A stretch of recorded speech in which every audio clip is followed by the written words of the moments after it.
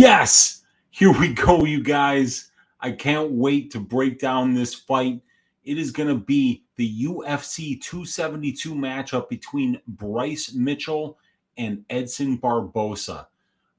Classic striker versus grappler matchup. We got, experience versus youth. We got, really good kickboxing and Muay Thai against, a guy that just sells out for the grappling. Guy that's got one of the twister submissions that's happened in the UFC. This is going to be a really interesting, compelling matchup, and I can't wait to break it down with you guys. Wanted to say what's up to everybody in the chat. We got my guy Eagle Clan in the room. Brother, I appreciate the comment that you gave on my most recent video, the story time with Uncle Weezy. I haven't had time to respond to everybody yet because I had to do this show right now, but it meant a lot, man. I do appreciate it, Eagle Clan. And he said if Thug, oh wait, I just lost it here. If Thug subs him, I'm going to get me some camo rash guards. That'd be pretty badass, dude. I like the camo look. Bryce brings that to the cage. Hopefully he's got camo shorts on. I think he will be having them on this time. He's worked his way to getting them. And my guy David Milks, real sharp DFS player here, saying, can't wait for this fight. What's up, Dave? Good to see you in here, brother. Thanks for hanging out. We got Dangerously Cheesy in the room saying, Umar inside the distance. Yeah, man, I think Umar gets this done inside the distance. I think he wins this fight. One thing about Kelleher is he's a veteran. He's a fantastic fighter. He's very well-rounded. But if you look at how he's lost fights, I think over 50% of his pro wins or pro losses are by submission. And Umar is just, there's a reason he's minus 625 over a guy like Kelleher, who has fought so many of the top guys in the division. Kelleher is well-rounded. He's dangerous on the feet. He's dangerous with his guillotines. He's even showed some offensive wrestling and top control game, but he's not on, that Nurmagomedov of wrestling is just at a completely different level. This guy trains with Habib. It's easy to understand that this guy Umar is going to be special, and that he's got all the tools and he's got the coaching and he's got the ability and the drive to do this. And I'm really looking forward to seeing him work here against Brian Kelleher, who is a very tough, very well-rounded veteran here in the UFC. And if Umar styles on him, man, it's going to tell us a lot about, what this guy's ceiling is. And I think the ceiling is very high for him, just like it was for Islam a long time ago. Umar is one of these young guys. He's already beaten Kakhramonov. He's already beaten Sergey Morozov. You look at these guys that he's already fought. You look at guys that coming into the UFC, a lot of times you'll see him have a little bit of a padded record and stuff. Not this kid, man. This kid's the truth. Yeah, so inside the distance, yes. My guy B saying, oi, let's make some money, dude. Let's do it, man. We got my guy Chris Kalanzis in the room. Let's go, Uncle Weezy. Let's go, Chris. Let's go balls deep into the Mitchell Barboza stats. We got Daz Files. Yeehaw. Go Bryce, baby. Yeah, man. And what Rod Torek saying, what's good, Unc? We got B saying Barboza all day, if not against Bryce. Yeah, man, this is a very interesting fight. My guy Mark Schillingberg saying, Weezy, oi, this is what I love about your shows. They're on late, and that's perfect for me. Kids are all in bed. Wifey is too. I can sit back and do some more homework. Dude, I do my best work late at night. The girlfriend is in bed. I can start watching tape. I usually do a lot of tape between midnight and 3 a.m. Get a beverage, maybe get a bowl, and just kind of relax, watch the fights, take a little bit of notes. And this is how, we just immerse ourselves in it. We put the work in. This is how we get to the best reads. So here's to you, my man. Let's enjoy breaking down this fight. We got my guy Daz File saying, boom, boom, good in name. Yeah, boom, boom, good in name only in reality. And Mark Schillingberg saying, great stuff for story time, by the way. I love it. Totally respect the grind and the love for what you do. I appreciate that, man. Yeah, I kind of opened up on story time with Uncle Weezy earlier today, but I kind of felt like it was important to do.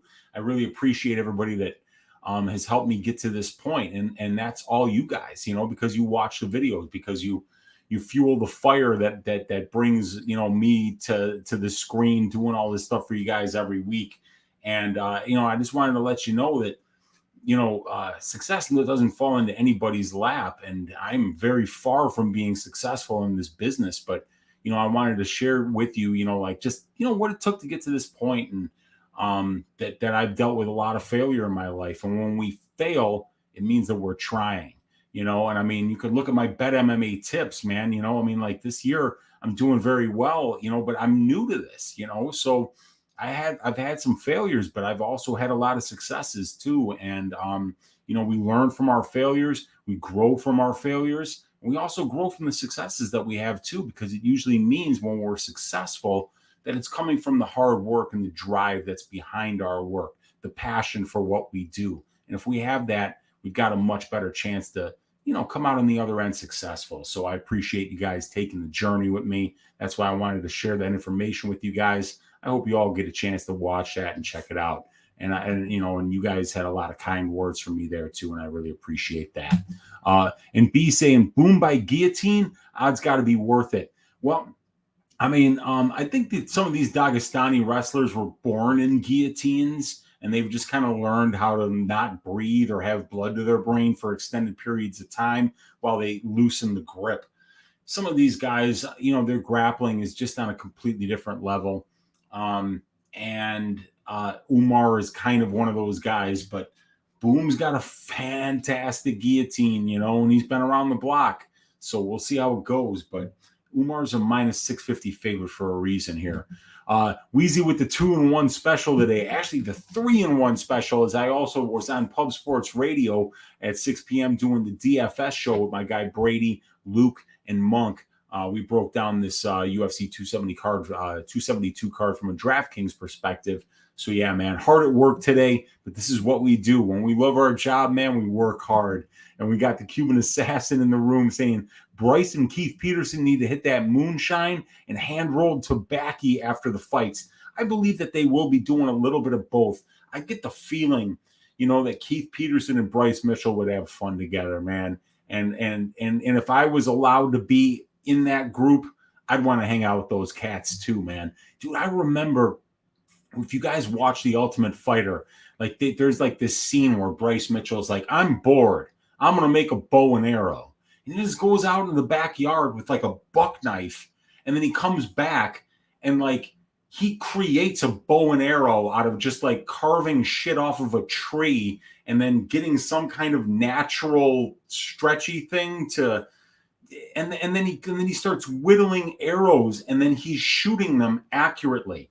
You know, some of these Arkansas boys, man, they know how to survive when the shit hits the fan, dude. If the shit ever hits the fan, I want to be friends with Bryce Mitchell, because that dude will be bringing home venison and you'll be eating every fucking night. And if anybody ever tries to attack you, he'll be fucking choking the shit out of them. So yeah, man, shout out Bryce Mitchell, shout out Edson Barboza, two fantastic combatants that are going to be squaring off in this matchup here. We got my guy MMA Asphalt. Let's get it, Weezy grinding, man. I'm always grinding, dude. I can't wait to fucking break down this fight with you guys. Always good to see you in here, brother. I appreciate it. And we got Bon Kui saying part of the Dagestani training involves defending chokes while someone restrains their arms. It's wild. My God. Yeah, dude, these guys have got a different level of grappling, man. And it's quite fucking terrifying. But we're not going to be talking about Umar Nurmagomedov tonight, you guys. We're going to be talking about Thug Nasty Bryce Mitchell and Edson Barboza, one of the finest Muay Thai strikers to ever grace the UFC. This is going to be a hell of a matchup here. So I am going to share my screen with you, share with you, as always, my co-host, Mr. Smooth Jimmy Apollo, who is one of the consummate professionals in the space. And we are going to look at the stats and start like we always do, you guys, with the tail of the tape. And in this case, we've got Edson Barboza at 36 years of age, Bryce Mitchell 9 years younger at 27. It's going to be Barboza with a 1-inch height advantage and a 5-inch reach advantage. Bryce Mitchell fights from the southpaw stance. Edson Barboza is orthodox. It's Barada MMA for Bryce Mitchell, although he does train a little bit all over the place. And it's American Top Team for Edson Barboza. Yeah, this is interesting because we've got a guy in Barboza who is a former lightweight and who has fought most of his career against the best that the lightweight division has to offer, including Habib Nurmagomedov. So he has spending the twilight of his career, which isn't quite there yet, but at 145 pounds, down a weight class where that power that he had up at 155 translates even better down here. So Bryce Mitchell, obviously, he's a guy that is undefeated in his mixed martial arts career. He does not know what it's like to lose. He is a guy that absolutely sells out for the grappling, and that you can take comfort if you bet Bryce Mitchell that if he doesn't win the fight, he is going to die selling out to get the fight to the ground, because that is how he fights. When you watch the tape on him, he is a grappler first and everything else second.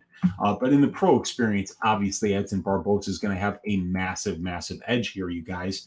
We got 18 more professional fights, 211 more minutes in the pro cage, and about 5.5 more years as a pro, 5.75 more years as a pro. So Edson Barboza has definitely been doing this a lot longer, and he's got 21 more fights at the UFC level and about, almost 240 more minutes in the UFC cage. So a massive experience advantage here for Edson Barboza. When we look at who's the better finisher, they actually have identical finish rates, which is kind of interesting here. 64% finish rate in 22 wins for Edson Barboza, and a 64% finish rate in 14 wins for Bryce Mitchell. But Bryce Mitchell has finished all of his finish wins by submission, while Edson Barboza has finished all of his finish wins but one by knockout. So definitely these guys are, one-dimensional finishers. Edson Barboza is doing it with his striking. Bryce Mitchell is doing it with his grappling. When we look at how they're getting finished, we've seen Edson Barboza subbed 2 times in 10 losses and knocked out 4 times in 10 losses. So, he's been finished inside the distance in 60% of his pro losses, and Bryce Mitchell has never lost, so we don't really know how he's going to get finished. But my thought would be, you guys, that if he does get finished, it's going to be by a knockout, by a kickboxer of the quality of Edson Barboza. So let's get into the striking stats here. But before we do, we got my guy Raw Torque in the room saying Edson on the feet, Bryce on the ground. We could take a 45-minute balls deep breakdown with your Uncle Weezy and basically sum it up to those 8 words. Edson on the feet, Bryce on the ground. That's how this is going to go. But we've got to figure out now, with the stats that we have available to us and the film that we have available to us, is Bryce Mitchell going to be able to get this to the ground? Because if he doesn't, it's going to be a short night. So let's figure it out, you guys. So striking stats.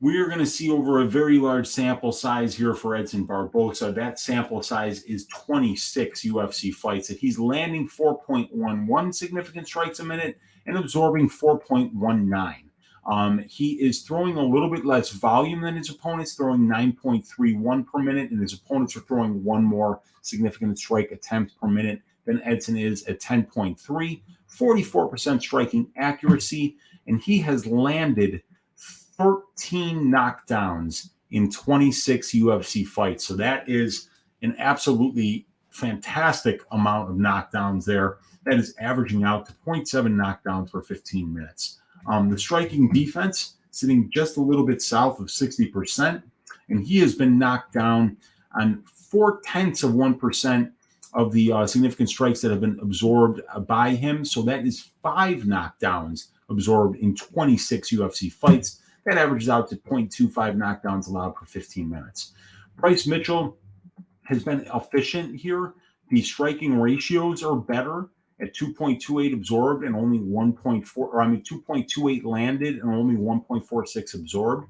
The numbers on paper look better at 61.76% striking accuracy. Obviously, no power. He's never knocked anyone down, but he's never been knocked down. And he's showing a little bit better striking defense than Edson Barboza. But, numbers can lie if we don't look far enough into them. And the reason that Bryce Mitchell is showing, a much better striking accuracy and a much better striking defense is because if we add up the control time numbers for and against for Bryce Mitchell, we see that just a little bit more than 25% of his fights are taking place at striking range. So this guy is absolutely committed to the grappling. Whether he's on the bottom or whether he's on the top, 3 out of every 4 seconds of his fights are taking place in control time positions, which means, if this is the fight that mimics that pace and that ratio of time spent in control time positions, this is probably not going to be a good fight for Edson Barboza. However, when we look at Barboza here, now this is over a 26 fight sample size. He's spent exactly 80% of his UFC cage time at striking range. So he's been adept at keeping fights at striking range. And check this out. He's faced 88 takedown attempts in 26 fights. So it's not like he's not seeing takedown attempts. It's not like people are just forgetting to wrestle Edson Barboza. No, he's seeing a good volume of takedown attempts against. And in those volume of takedown attempts that he's seen, he's defending takedowns at north of 78%. He's getting taken down less than 1 time per 15 minutes, 0.35 submission attempts against per 15 minutes. And he's being controlled a little more than an eighth of his UFC cage time, which is 300 minutes.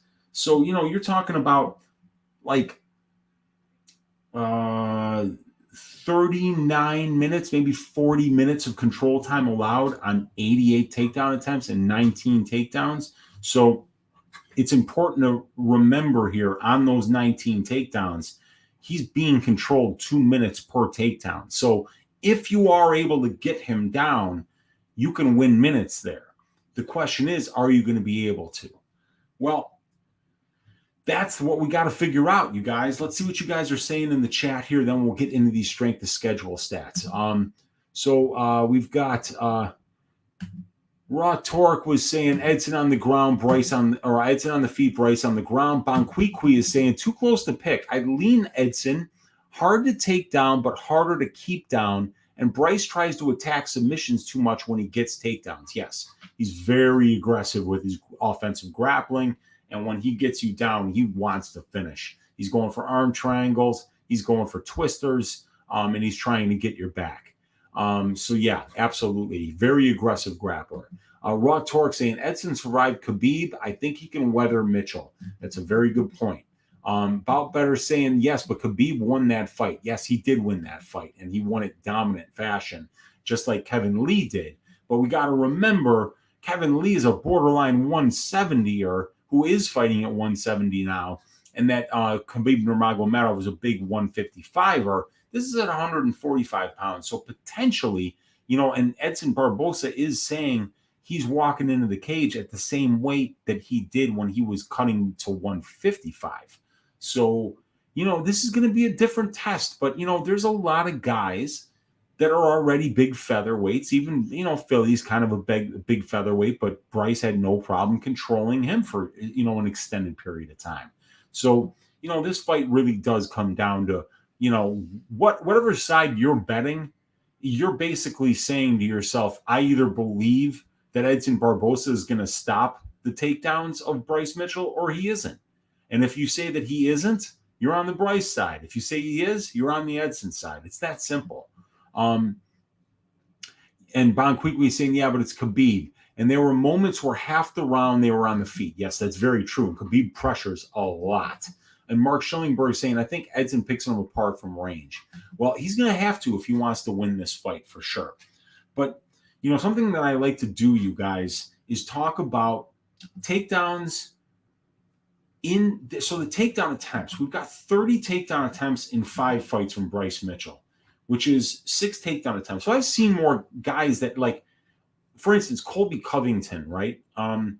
Over the sample size that he has, which is much bigger than Bryce Mitchell's, we're talking about a guy who's averaging about between 9 and 10 takedown attempts a fight. Bryce Mitchell's only averaging 6. So there are guys that commit to the wrestling more. But what you don't see, you guys, are control time numbers like this. Control time numbers that end up to 75%.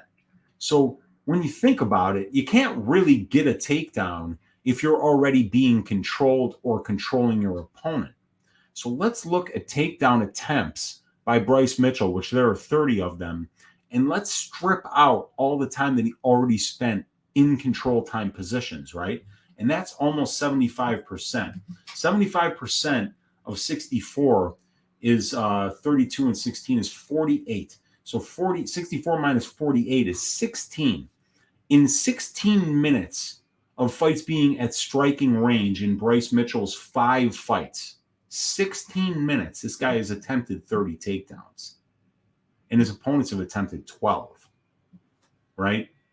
So I think one of the things that I wanted to talk to you guys about today was, this is one of the things I looked at when I was looking at Nick Maximov versus Punahele Soriano.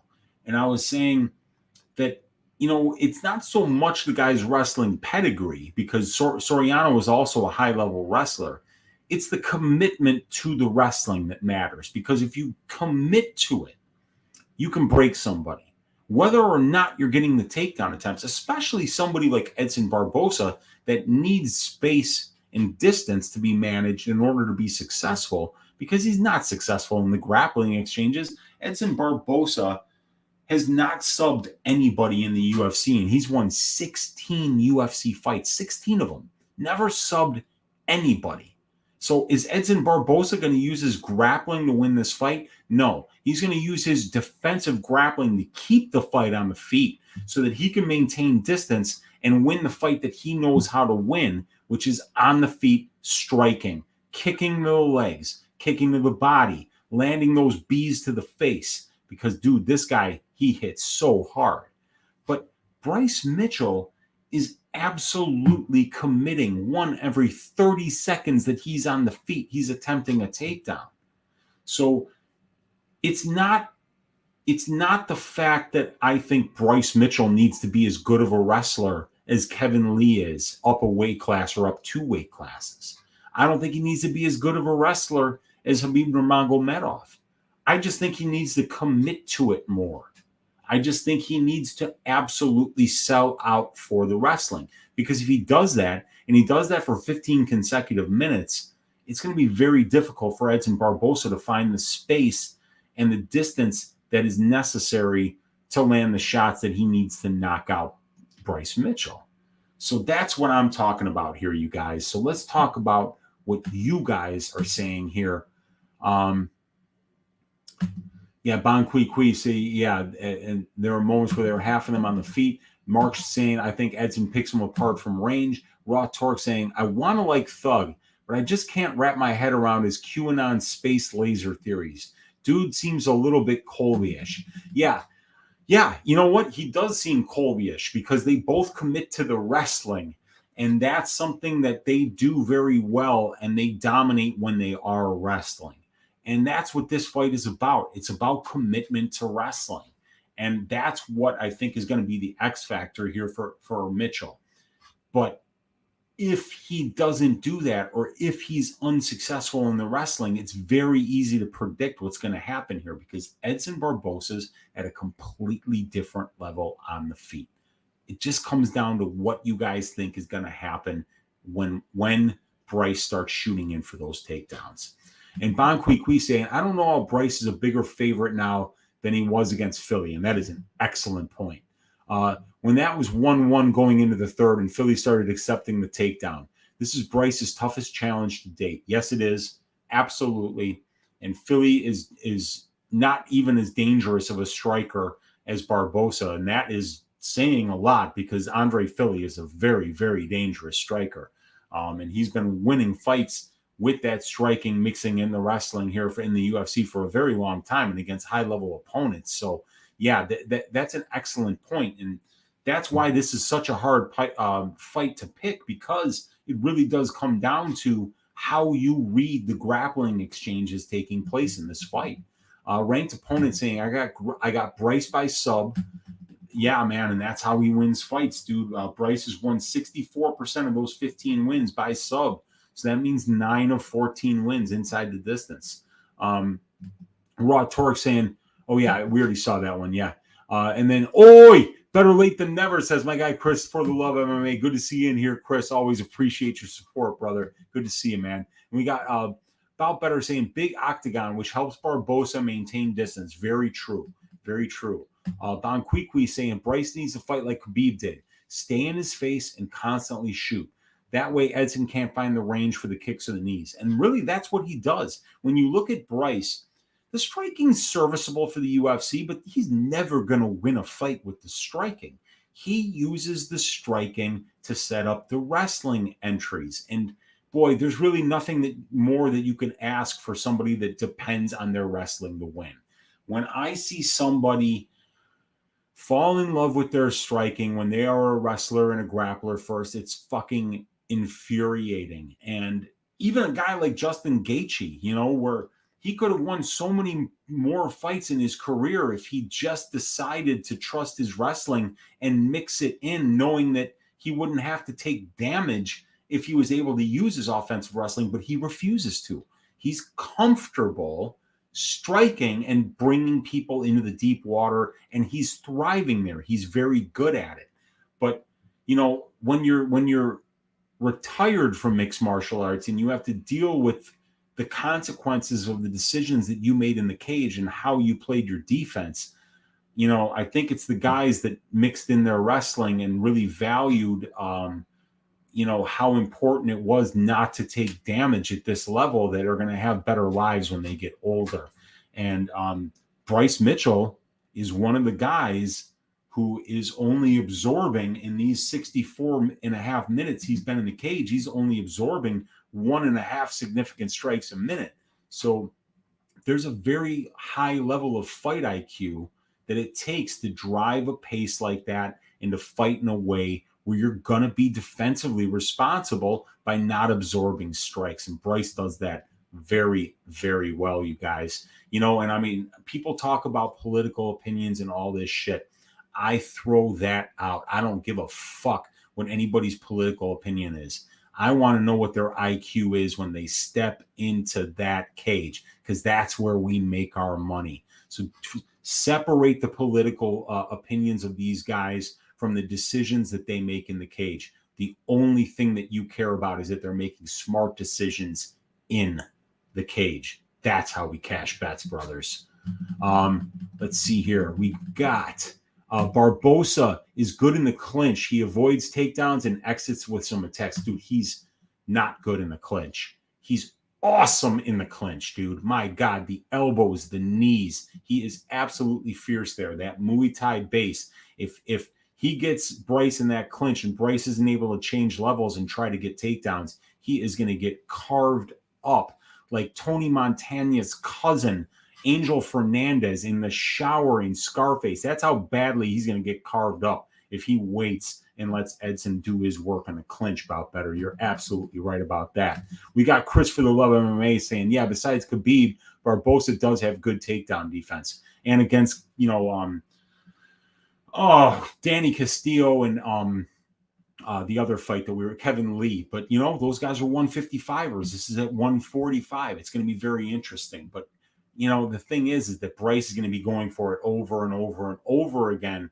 And if he's smart and he does do that and he brings the conditioning to push that pace for the full 15 minutes. And don't forget, we haven't seen Bryce in a while. So you can't be too confident in him because it's been a while since we've seen him. But remember, 27 years old, you guys.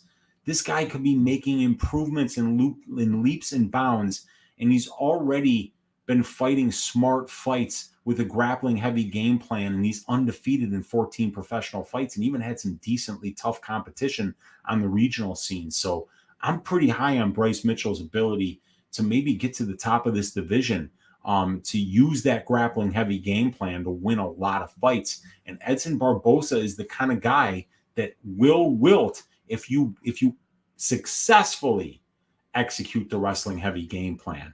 And we got Daz Files saying what's up to Chris, and Chris saying what's up to Daz, because we got a friendly atmosphere in here in Uncle Weezy's Ball Deep Breakdowns. Bon Queequee saying Justin used to ragdoll dudes before he got into the UFC. I saw him get one takedown in his very first UFC, or his very first professional fight, and I never saw him ragdoll anybody after that. And I've watched a lot of the regional scene footage on Gaethje, but Gaethje was a very high-level college wrestler, I believe an All-American, if I'm not mistaken. So, I'm just saying it infuriates me. Like, for instance, Gaethje didn't attempt one takedown against Barboza. Not one.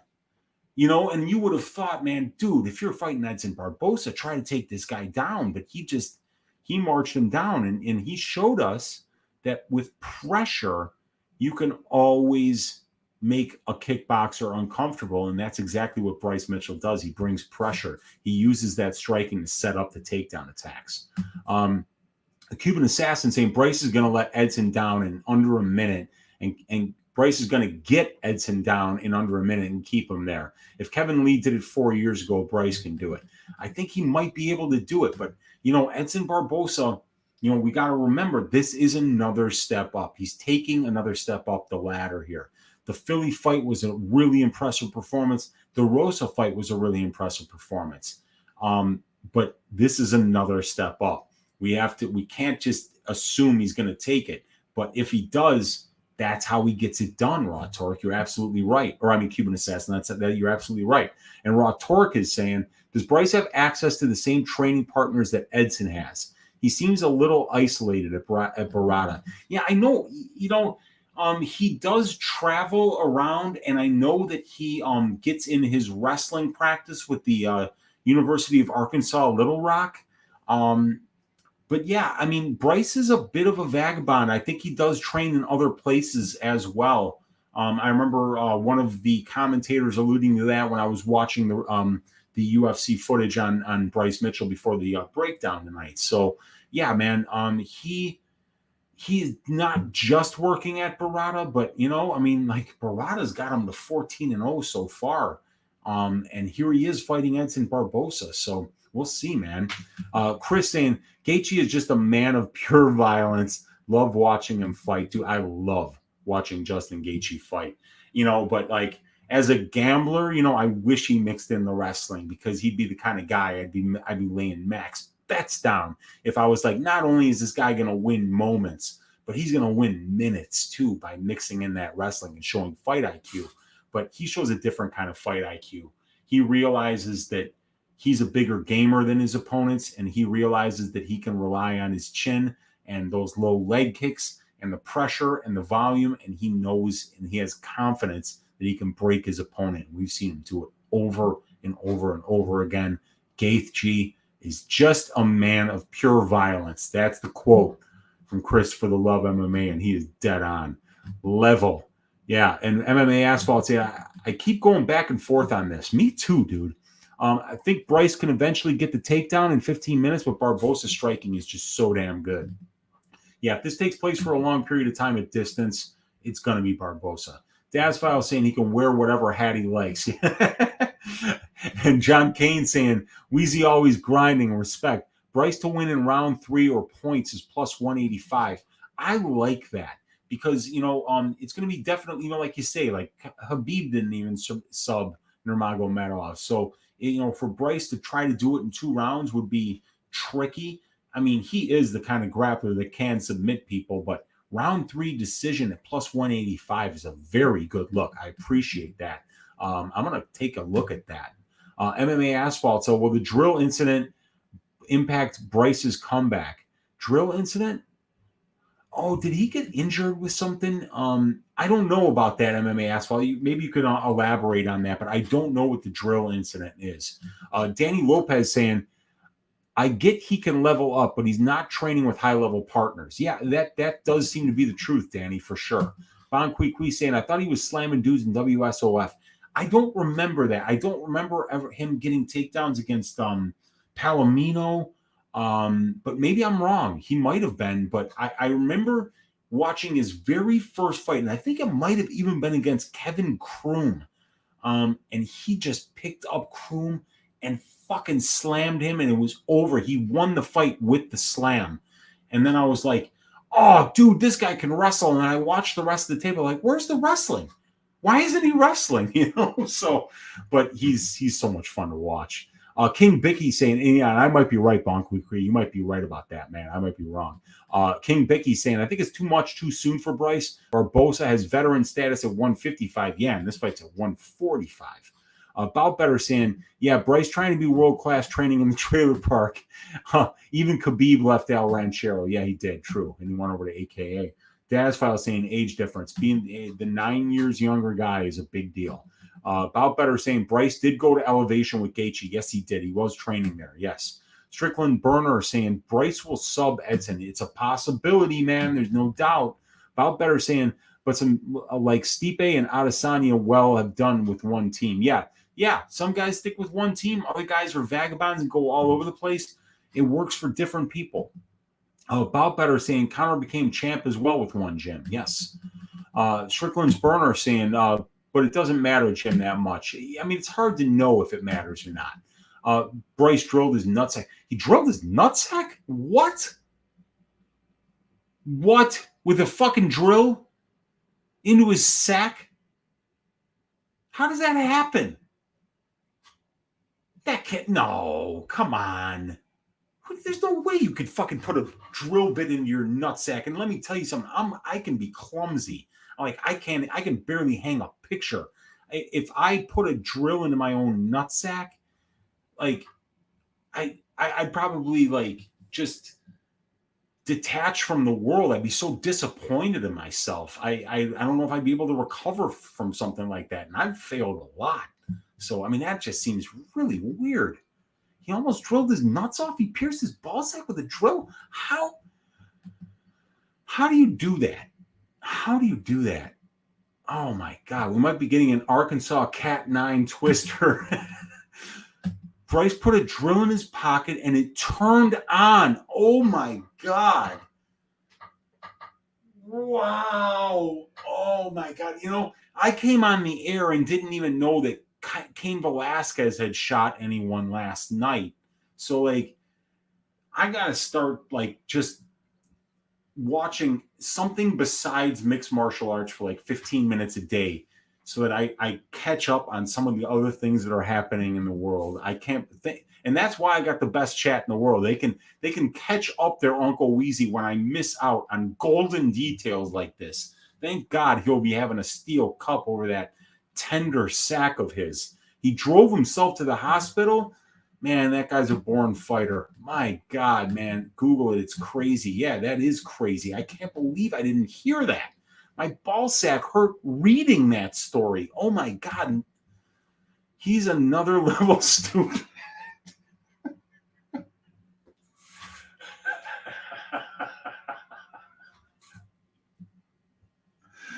Oh, you guys are the best, man. Concrete Quiz is a very Arkansas thing to do. That was in 2018. Was it in 2018? Okay. I mean, that's nuts, man. Oh God. Can't believe it. I can't believe I didn't hear that either. I swear to God I didn't know that. You survived the full payload. That's good, man. That's good because wow. I couldn't even imagine. Oh wow. John Kane saying it's true, Weezy. I love your reaction. It's so unbelievable if you're allowed to laugh. I mean, sometimes you gotta laugh at other people's pain. The Germans call it Schadenfreude. It doesn't mean you're necessarily a bad person, but life can be funny sometimes, man. Did the UFC health insurance cover that? He's partly right. Drills don't just automatically turn on. He's just a next level thrill seeker.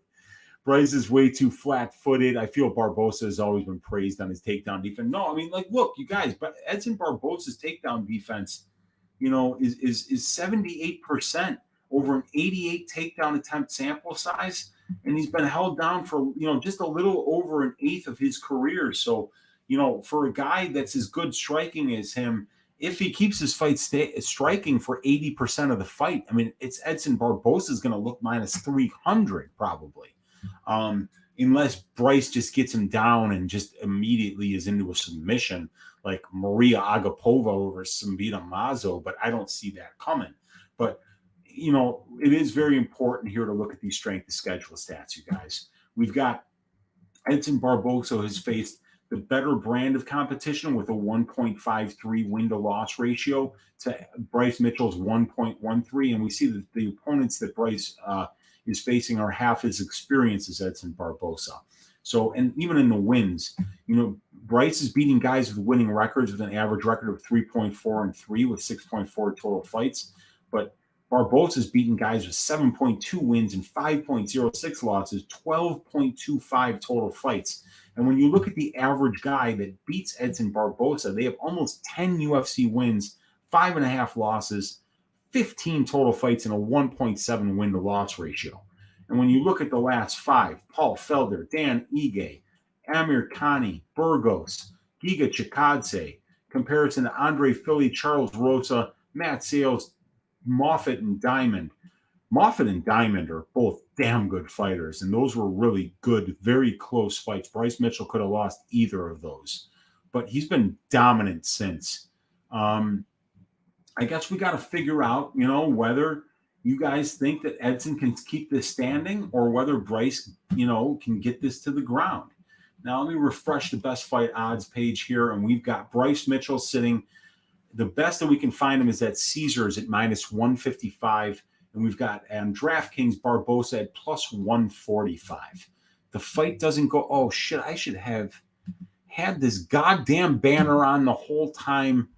I'm slipping in my old age, you guys. But, yeah, those are the older lines here. And it looks like a little more money has been coming in on Bryce Mitchell since I did Just the Tip last night. So just before Just the Tip last night, Bryce Mitchell was minus 152 on BetOnline, and Barboza was plus 132. And we see that the money is coming in on Mitchell here as he's now minus 165. Barboza's plus 145. And the fight doesn't go to decision. Is at minus 145 on BetOnline right now. It was minus 160 before. So it looks like a little bit of money is coming in on the fight doesn't go to decision. And I get that because you kind of feel like if Mitchell gets this to the ground, he'll be live for a submission. But if he doesn't, he's probably going to sleep because Edson Barboza hits like a truck. We got Barboza by TKO plus 275. Mitchell by TKO plus 900. That's a bit of a lottery ticket.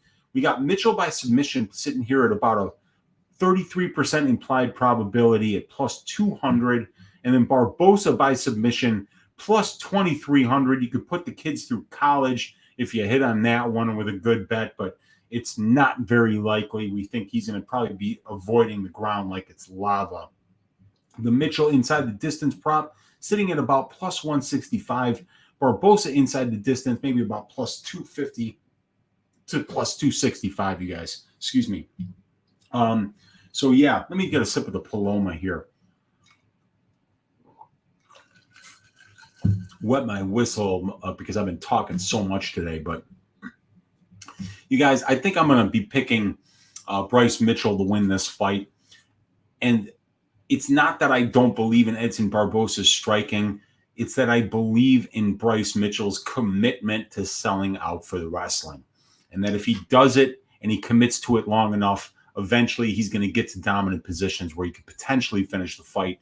And even if he doesn't, he could win rounds and get a lot of control time. The link to the stats, as always, are in the description of this video, you guys. But I just want to take you through Bryce Mitchell's control time numbers here in his UFC career, because it's very important to note.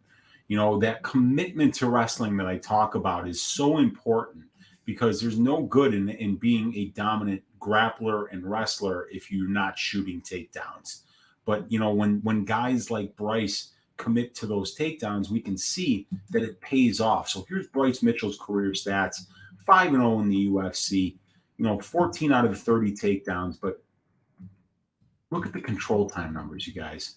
Against really, really good grapplers, in Tyler Diamond and Bobby Moffitt, he gets about 330 seconds of control time out of 1,800.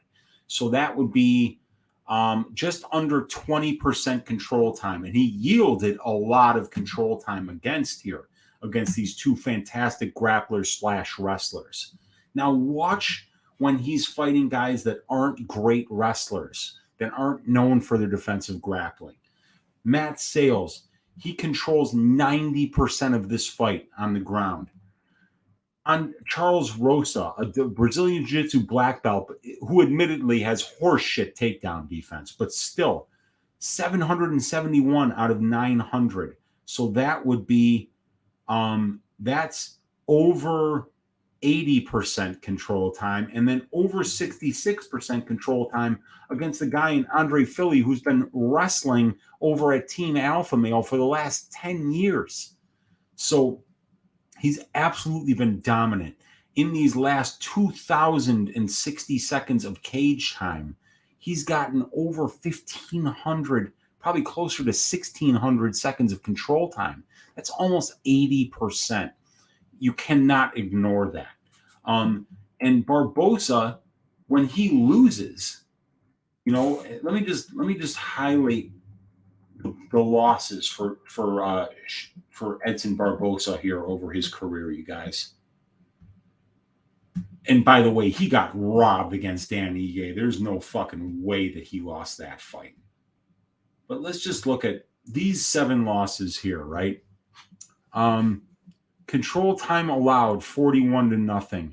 Control time allowed, he allowed more control time, allowed more control time, allowed more control time, allowed more control time, allowed more control time. Only against Tony Ferguson did he out-control him. And then here, 61 seconds to 0, his opponents out-controlled him. Here he out-controlled Cerrone by 21 seconds. Here he out-controlled Jamie Varner way back in 2012. But you can see that he's getting out-controlled in his losses, and in his wins, at least his recent wins, look at how many seconds of control time his opponents have. 3. 193 against Amir Khani, who's not a great wrestler. 5, 0, 4, 0, 0, 61, 2. Look, this guy wins fights when his opponents aren't controlling him, when he's allowed to be at distance, when he's allowed to strike, when he's allowed to do what he does best. I don't think Bryce Mitchell is going to allow him to do that. My pick is going to be Bryce Mitchell by decision here, but I don't have the sack to bet it. But the line on Bryce Mitchell by decision is plus 235. It's not nearly juicy enough for me. It's not nearly a juicy enough ticket for me not to be disappointed in myself when Mitchell fails to get the takedown and winds up looking at the lights asking what happened in his first professional loss. What happened is that Edson Barboza hit you in the face. So, yeah, that's the fear here. I'd like to get a juicier number. I think Mitchell is getting a lot of credit for his wrestling, and rightfully so. But, yeah, you guys, the pick is going to be Bryce Mitchell here by decision. Let's see what you guys are saying here. This is Bryce's first true test, says my guy Strickland's Burner. And Strickland's Burner saying he's boring. Lawler and RDA performances were fun. His pace and outputs are crazy. 2 wars of pound for pound. Both great fights. Yes. That you're talking about Covington there. Yeah. And and Strickland, he's saying, who gives a fuck about politics? It's the main reason why Colby gets nonstop shit on. Yeah, that's right. It's good takedown defense, but it's against someone catch wrestling. It is harder. Mitchell will catch wrestle continually. Continually, yes. And ring a ding ding, you guys. My guy Pascal Roshan, generous enough to support the channel with a donation. I really appreciate you, Pascal. I really appreciate the kind words that you left on the Storytime with Uncle Weezy video I did earlier. It meant a lot. Thank you for supporting the channel, you guys. Each and every one of you that watches, big ups the video, subscribes to the channel, donates to the channel. It means so much to me, and I thank you so much for it, Pascal. Big ups, brother. Much love. King Bicky saying, I could see Barboza putting on his ice skates this fight. Yeah, exactly, Unc. The commitment of catch wrestling will win minutes at least, if not sub-finish. Yes. A Bryce decision plus 240, that would be the line that I would bet here, Daz Files, for sure. Sub or Dece are the spots to me. Daz, sounds good. Yeah, unfortunately, like, I looked at that, I was like, let me just see, like, if I could get Bryce at like plus 100 instead of minus 150 if I did sub and Dece, and it was like minus 145. FanDuel was completely onto it. They're like, you're not getting a better line by just taking the knockout. And Strickland's burner saying the twister, bro, and they know it's coming. It's incredibly impressive. Yeah, man. The way that he was working for that move, which is just, a setup that's like something like 9 or 10 steps. And the way that he does 3 steps at once, just to jump into it and hooks that leg and starts working for that. It's such an amazing Bryce Mitchell is so high level on the ground. He's got a level of physical intelligence, the way that he grapples, that just, it looks like he's a step or two ahead of his opponents at all times. What's some good prices for DraftKings? Dude, check out the video on Pub Sports Radio we did, the DFS one. But right now, I think the video that the lineup that I've got, you guys, for DraftKings that I gave out on the DFS show, Strickland's Burner, was I got Colby Covington, I got Sergey Spivak, I've got Devontae Smith, Jalen Turner, Rafael Dos Anjos, and Mihail Oleksiejczuk. That's the cash lineup that I'm rolling with this week, brother. Chris saying, yeah, Barboza likes to be at range and doesn't seem to pressure forward as hard. Seems to work clinch only second two at a distance at range. Yeah. What happens if Barboza establishes the calf kick? I think if he starts, he's going to have to establish the calf kick, but even then, you risk getting that leg hooked and somebody putting the top of their head right into your belly button. And when your heel's up, you're going down on your ass when somebody does that. There's a few guys that are real good at that. You know who's really good at that on this card? Sergey Spivak.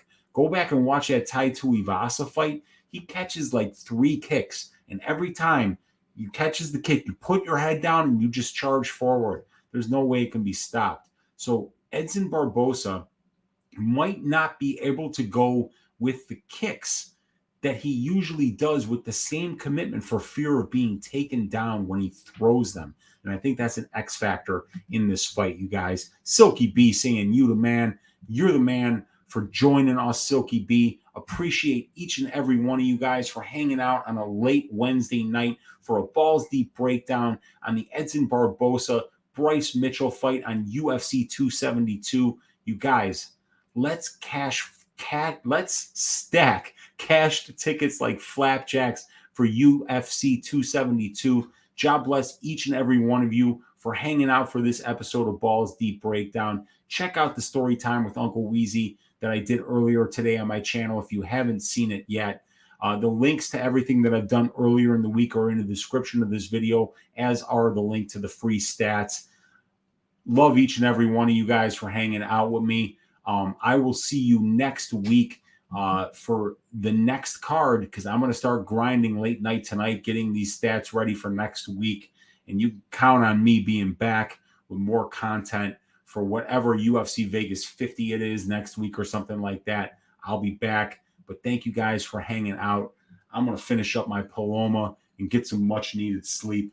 Thank you guys. I will see you soon. God bless each and every one of you. Take care.